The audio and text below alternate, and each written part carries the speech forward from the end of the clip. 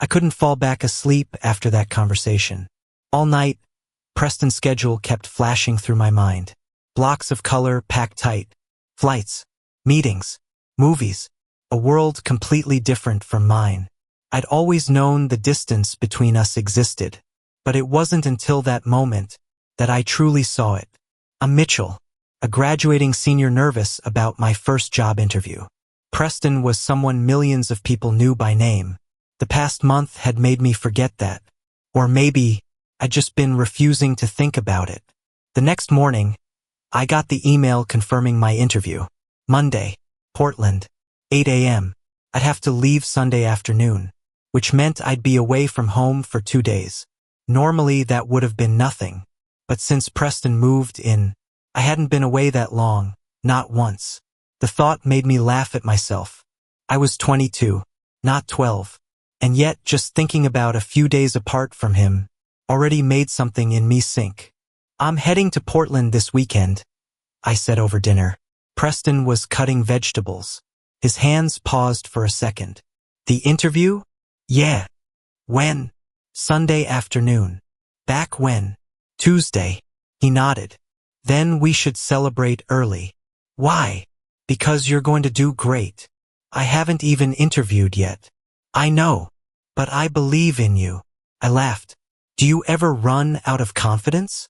Sure I do. Right now, actually. I looked up. What? Preston smiled and shook his head. Nothing. But I caught it. Something strange had flickered through his eyes. Saturday night, we decided to watch a movie. An old comedy. Ryan and Ethan had both gone home for the holiday. It was just the two of us in the house. Halfway through the film, I turned to look at him. Preston had fallen asleep. His head tilted against the back of the couch. Arms crossed over his chest. His face completely relaxed. I found myself smiling. Maybe that's the strangest thing about being in love. You can watch someone sleep for minutes on end and still feel your heart go soft. I reached for the blanket on the armrest, draped it over him carefully, but just as I started to pull my hand back, Preston's eyes suddenly opened. We were close enough that I could see every eyelash. Sorry, I blurted, pulling back immediately. I know. His voice was rough from sleep. Neither of us said anything else. The movie kept playing, but neither of us was watching the screen anymore. Something was shifting, too clearly now to pretend we hadn't noticed. Sunday morning, I packed my bag. Just 2 days. Not much, but I still checked everything twice. Laptop, portfolio, documents, tie. You weren't even this stressed for finals, Preston said, leaning against the doorframe. I know. I hate this feeling. What feeling? Not being in control of the outcome. He laughed. Welcome to life. That's cruel. I'm helping you grow up. I didn't ask for that. I know. The same old back and forth. But this time, neither of us laughed as much. Because we both knew. Time was slipping by fast. That afternoon, Preston drove me to the bus station. I can get there myself, I'd said 3 times. But he insisted on coming anyway. When the car stopped, a light rain began to fall.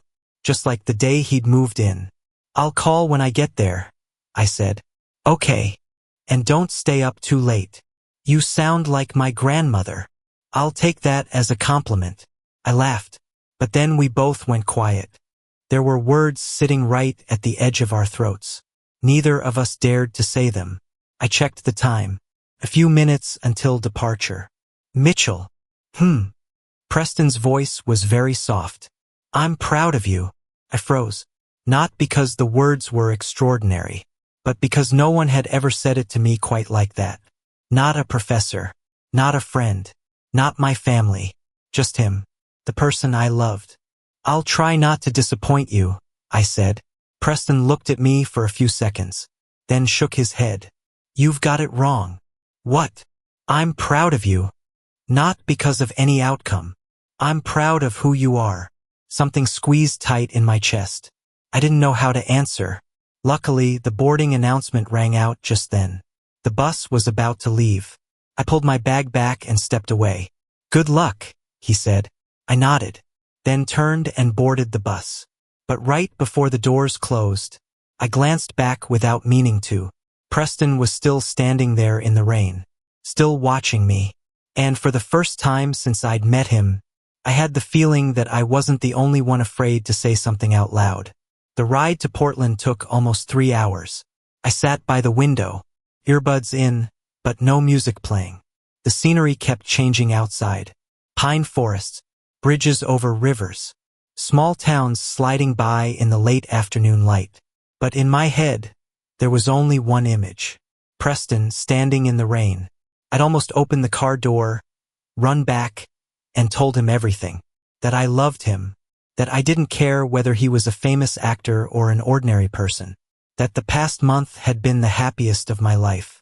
But I hadn't, because I was afraid. If he turned me down, I'd lose both the love and the friendship. Portland greeted me with drizzle and crowded streets. I checked into a small hotel near the company office. That night, I barely slept. The next morning, the interview went better than I'd expected. We talked about my capstone project, about design philosophy, about the community libraries I'd always dreamed of building. When it ended, the hiring manager shook my hand. "Thanks for coming in. We'll be in touch soon." I walked out of the building feeling light. My phone buzzed. A text from Preston. "Preston, interview done yet?" I smiled. "Mitchell, just finished." Less than 10 seconds later, my phone rang. "Is this a bad time to call?" His voice came through. "No. How'd it go?" "I think pretty good. I knew it would. I don't even have the results yet." "I wasn't talking about the results. I was talking about you. I knew you'd do great." I laughed. Had anyone ever believed in me the way Preston did? Probably not. That afternoon, I decided to wander the city. Standing in front of an old bookstore, I suddenly saw a large screen playing an entertainment news segment. Preston's face was on it. The anchor was saying, actor Preston Hale still hadn't appeared publicly after nearly a month away. Today, his representative confirmed he'd be returning to Los Angeles this weekend to prepare for his new film project. I stood frozen. This weekend, which meant only a few days left. I'd known this day was coming, but hearing someone else say it out loud still weighed on me. That night, back at the hotel, I found 3 missed calls from Ryan. I called him back right away. "Mitchell, where are you?" "Hotel." "What happened?" Ryan took a deep breath. "This afternoon, 2 strangers came by the house." "Who?" "They said they were reporters. They asked if Preston lived here." My blood ran cold. "What did you say?" "I said I didn't know." "They took pictures of the house." I gripped the phone tighter. "Where's Preston?" "He's fine." "But..." He looked really tense. I called Preston immediately. He picked up on the second ring. "I'm fine," he said first. "I didn't even ask yet. I knew you were about to." "I'm sorry. I'm bringing trouble to your house." "Don't say that." "But it's true. I paused. "I just want you to be safe." Silence on the other end. Then Preston asked very quietly, "Are you homesick?" I laughed, a little sad. "No. I'm missing someone." This time, the silence stretched longer. Finally, he answered, just as quietly. "So am I." My heart pounded. I wanted to ask, "Who?" But I didn't have the courage. The next morning, as I was checking out of the hotel, my phone rang. It was the company. "Hello, Mitchell. We're happy to let you know." I nearly stopped breathing. "We'd like to offer you a position on our team after graduation." I stood frozen in the middle of the hotel lobby. I'd gotten it. The first person I wanted to tell wasn't my parents. Wasn't Ryan. It was Preston.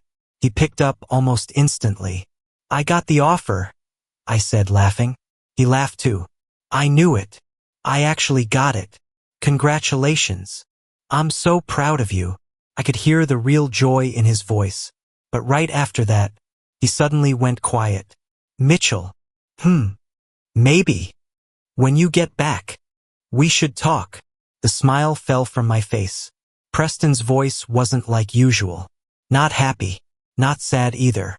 It sounded like someone who'd just made a very difficult decision. I looked down at the bus ticket in my hand. For the first time, I wasn't in a hurry to get home, because some instinct told me the conversation waiting for me there was going to change both our lives. For the whole ride back, I couldn't focus on anything. The bus passed through forests covered in yellow leaves, but I barely saw them. Only one sentence kept looping in my head. When you get back, we should talk. The kind of sentence that lets your mind spiral into 100 different endings. Maybe Preston wanted to tell me he was moving out early. Maybe the paparazzi had found the house. Or maybe he'd figured out that I loved him and wanted to let me down gently before things went any further. I'd never known 3 hours could feel so long. When the bus pulled into the station, it was almost evening. I pulled my bag down. Out of habit, I glanced toward the parking lot. Preston was there, the familiar car parked under the maple tree. He was leaning against the door, hands in his jacket pockets. The moment he spotted me, he smiled. That smile made my chest feel both lighter and sharper at once. I walked over. You didn't have to come pick me up. I wanted to. Been waiting long? No. I glanced at the coffee cup on the roof of the car. Gone cold a while ago. Clearly he'd gotten there early. But he didn't say anything. And I didn't ask. On the drive home, we were both quieter than usual. The radio played some old country song. Preston drove very slowly, as if he, too, was trying to stretch the ride out. A few blocks from home, he suddenly turned a different way. Not going home? I want to take you somewhere. It's getting late. Just for a bit. 10 minutes later, the car stopped at a small hill overlooking the whole college town. Somewhere I'd never been. The late autumn wind was cold. Lights across the town were starting to come on. Preston got out of the car. I followed. We stood side by side. Neither of us spoke, until he pulled a white envelope from his jacket pocket. What's this? For you. I opened it. Inside was a Polaroid. A photo of me, sitting on the porch, reading a book. Afternoon light on my face. Completely unaware I was being photographed. I looked up. When did you take this? Last week. I'm sorry. I was going to delete it. But then, I couldn't. I flipped the photo over. There was a handwritten line on the back. The first moment I thought I might have found peace again. My hand went still. I looked at Preston. He was gazing down at the town. His voice was very soft. Mitchell. I lied to you. My heart pounded. About what? I didn't rent the room because the company recommended it. I froze. What? He laughed quietly. They just gave me a list. I'm the one who chose it. Why? Because. He turned to face me. I'd already met you before. I frowned. We'd met before? 3 months ago. At the bookstore near campus. I dropped a novel. You picked it up for me. I tried to remember. Then the memory came flooding back. An early summer afternoon. A man in a baseball cap and a mask had dropped his book. I picked it up and handed it back. He'd said thanks. I just nodded and gone back to browsing.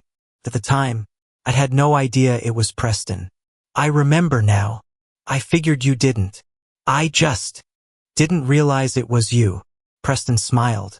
That's exactly why I remembered it. Why? You didn't look at me like Preston Hale. You just looked at me like someone who'd dropped a book. I went home that day, and for the first time in years, I thought, if there's ever someone who makes me feel normal, it'll be him. I stood there stunned. The wind kept blowing, but I couldn't feel the cold anymore.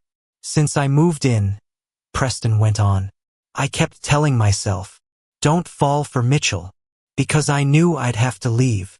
I knew our lives were too different. I knew it would only end up hurting us both. He smiled a little sadly. But it turns out, the heart never listens to reason. He took a deep breath, then looked straight into my eyes. Mitchell, I love you.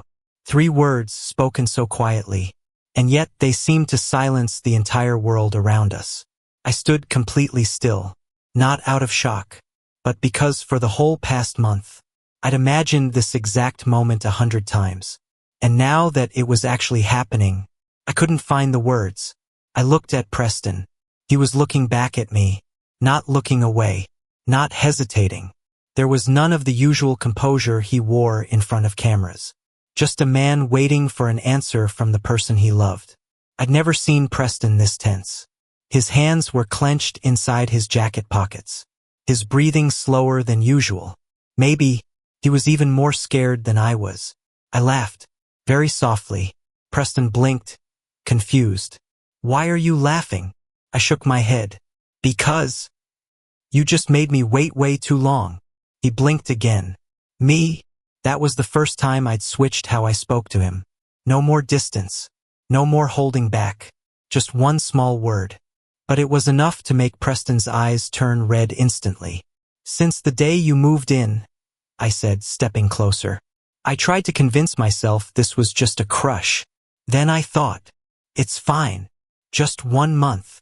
He'll leave. And I'll forget. I laughed. I failed. Completely. Preston still said nothing.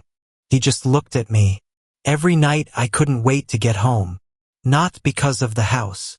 Because of you. I love hearing you make coffee. I love hearing you laugh. I love that every time I open the door, the kitchen light is already on. I took a deep breath. I love you too.